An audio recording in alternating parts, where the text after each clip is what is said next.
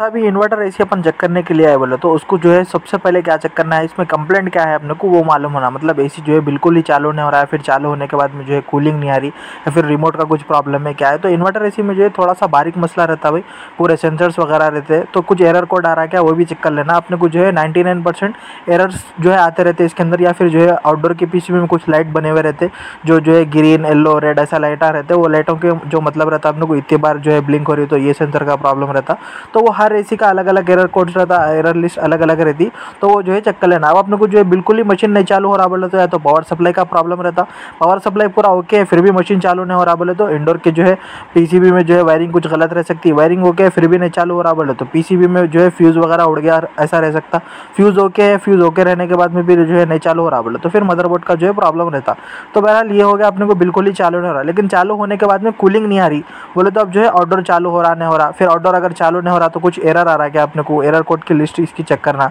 अब यहाँ पे जो है अपने को ब्लू स्टार वगैरह में जो है एरर कोड तो लिखा हुआ था, मतलब E4 हो गया, E6 हो गया, कम्युनिकेशन का एरर हो गया, या फिर अपने को E3 या फिर ऐसी गैस लीकेज का E8 ऐसा कुछ भी अपने को एरर आते हैं। एलजी में भी बहुत सारे एरर कोड है, या फिर जो है सैमसंग वगैरह रहा बोले तो लाइट ब्लिंक होती है अपने को। अब वो डाइकिन वगैरह में लाइट ब्लिंक होती है तो उसमें रिमोट से जो है चेक करना पड़ता। तो ये सब चीज़ें जो है इन्वर्टर ऐसे रिपेयर कर रहे हैं तो थोड़ी बहुत नॉलेज रहना पड़ता। इसके लिए जो है बहुत सारे लोग ऐप्स वगैरह भी बना के रखे जिसमें पूरा डेटा रहता, समझो फलानी मशीन का फलाना इन्वर्टर ऐसी है तो इसमें ये मॉडल में अपने को ये एरर आया तो उसका क्या मतलब रहता बोल के। तो बहरहाल ये सब चीज़ें रहते हैं।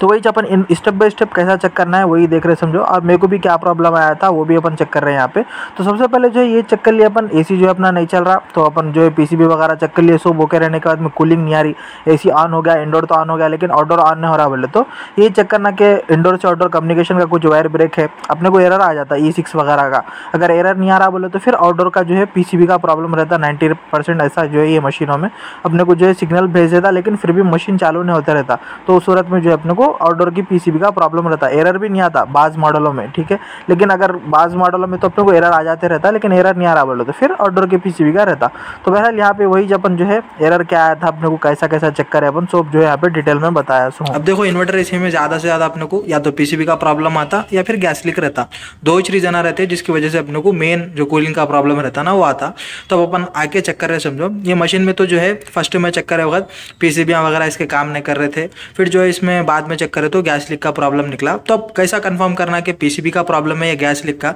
और इसमें प्रॉब्लम और एक क्या रहता मालूम, गैस लीकेज हुआ तो इसका कंप्रेसर ऑन नहीं होता। जैसे अपने को नॉन इन्वर्टर मॉडल्स में कैसा रहता, गैस रहो न करो कंप्रेसर तो ऑन हो जाता, फिर वो अलग बात है कि हीट होकर ट्रिप हो जाता रहता। लेकिन इसके अंदर जो है गैस नहीं रहा समझो तो इसके सेंसर्स वगैरह डिटेक्ट कर लेके एक बार सिग्नल भेज देते मशीन को कि अब गैस लीक है, मशीन को ऑन को करो बोल के। लेकिन फिर जो अपन एक बार एमसीबी ऑफ करके थोड़ी देर के बाद ऑन करे तो फिर कंप्रेसर ऑन हो जाता थोड़ी देर के लिए, फिर सेंसर्स को जैसा मालूम हो गया इसका प्रेशर चेंज होते कि फिर जो है इसके अंदर एरर दे देते। और जो है अपने को हर मशीन के लिए मतलब अलग अलग कंपनीज के अलग अलग एसीओ में जो है एरर्स जो रहता है बने हुए रहते हैं, मतलब गैस लीकेज के लिए क्या एरर है तो वो जो है अपन एरर इसके मैनुअल्स में पढ़े तो भी मालूम हो जाता, या फिर आउटडोर के इंडोर के कौन से भी जगह पे एक स्टिकर लगे हुआ रहता, या फिर अपने को इंडिकेटर्स बने हुए रहते समझो पीसीबी के अंदर। तो अपन देख के निकाल के पढ़ लिए कौन सा इंडिकेटर ब्लिंक हो रहा है क्या है, उसके हिसाब से क्या प्रॉब्लम है वो एक बार देख लिए तो मालूम हो जाता समझो। कभी कुछ सेंसर का प्रॉब्लम रहा तो भी वहाँ पे लाइट ब्लिंक होती, वो देख के सॉल्व कर ले सकते हैं इजीली, ज़्यादा कुछ भी हॉट नहीं रहता समझो।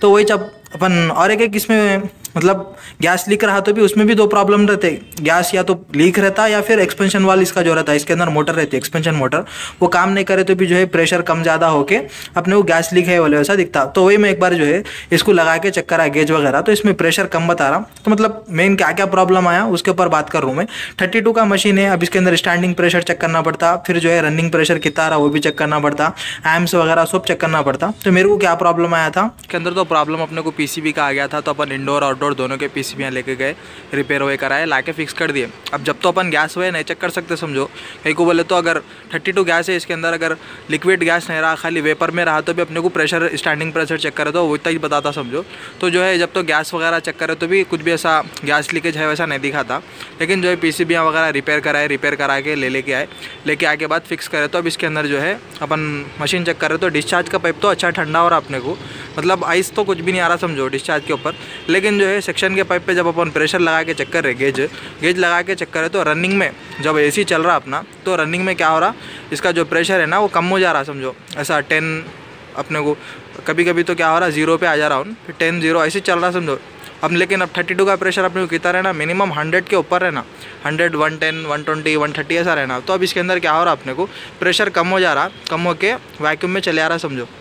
अब ये जो है अपने को पीसीबी लगाए के बाद में प्रॉब्लम आया नहीं, फिर गैस लीकेज है इसके अंदर, वो कंफर्म करने का है। अब मैं क्या करा, पहले तो पीसीबी वगैरह के पूरे कनेक्शन चेक कर लिया, वायरान तो बराबर ही लगे हुए। अब कभी क्या होता, एक्सपेंशन वाल ऑन नहीं हुआ अपना, ऑन नहीं होने की वजह से भी क्या होता, प्रेशर जो है अपने को ऐसा ब्लॉक हो जाता, जैसा चौक हो गए वक्त कैसा प्रॉब्लम आता अपने को, सेक्शन में से पूरा ऐसा रुक के वैक्यूम में चले आते रहता ना, तो वैसे क्या प्रॉब्लम आता। तो वही मैं कंफर्म करने के वास्ते कुछ भी मैनुअल डिवाइस उसका ख़राब हो गया, एक्सपेंशन वाल का या क्या है, एसी को ऑफ़ कर दिया चेक करने के लिए। अब एसी को ऑफ़ करके जो है लाइन गेज वो लगा रहा हूँ, लगा के चेक करे तो अपने को कंफर्म हो जाता कि मतलब अगर अपने को प्रेशर कम बताया समझो, कम बताए तो गैस लीकेज बोले ऐसा, लेकिन अगर अपने को बराबर बता रहा 250 ऐसा, तो फिर अब एक्सपेंशन वाल ने तो फिर पीसीबी में कुछ भी प्रॉब्लम है बोले ऐसा, फिर चेक करना पड़ता। अब देख सकते हैं मैं लाइन गेज वगैरह लगाया, लगा के चेक कर रहा हूँ, चेक कर रहे तो देख सकते हैं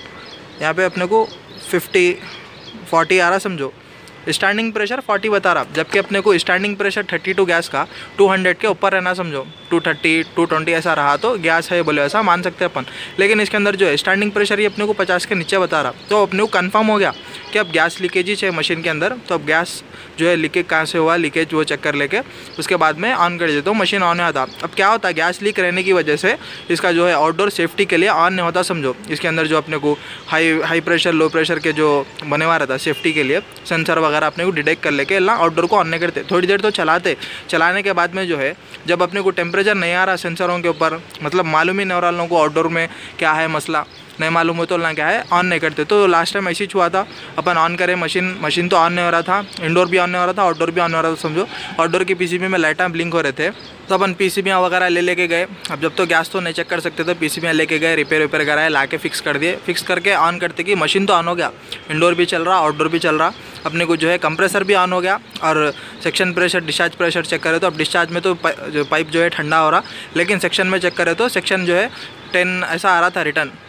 10-20 ऐसा रिटर्न आ रहा था चेक करे तो अब वही कंफर्म करने का से गैस लीकेज है या फिर कुछ भी चौक का प्रॉब्लम है, एक्सपेंशन वाल काम नहीं कर रहा, वो कंफर्म करने का से अपन क्या करें, मशीन को ऑफ कर दिए, वायर निकाल देके एमसीबी बंद कर दिए, बंद कर देके अब जो है नॉर्मल लाइन गेज लगा के चेक करे तो इसके अंदर प्रेशर कम ही बता रहा, अपने को 32 का जितना प्रेशर बताना था उतना नहीं बता रहा। अब क्या है, अब गैस लीकेज है, कहाँ से लीक हुआ क्या है वो देख लेके चेक कर लेके देख लिए तो मालूम आता। तो अब वही इन्वर्टर एसी में अपने को ज़्यादा प्रॉब्लम नहीं रहते समझो, यही रहता। कुछ भी एरर आया तो सेंसरों का चेक कर ले सकते हैं, नहीं बोले तो पीसीबी का प्रॉब्लम या फिर गैस लीकेज, बस ये दो ही प्रॉब्लम रहते हैं इसके अंदर, ठीक है ना। आई होप के समझ में आ गया होगा। वीडियो अगर पसंद आए तो लाइक करो, चैनल पे नए हैं तो सब्सक्राइब करो, वीडियो को ज़्यादा से ज़्यादा शेयर करो, ठीक है। मिलेंगे नेक्स्ट वीडियो में, तब तक के लिए गुड बाय।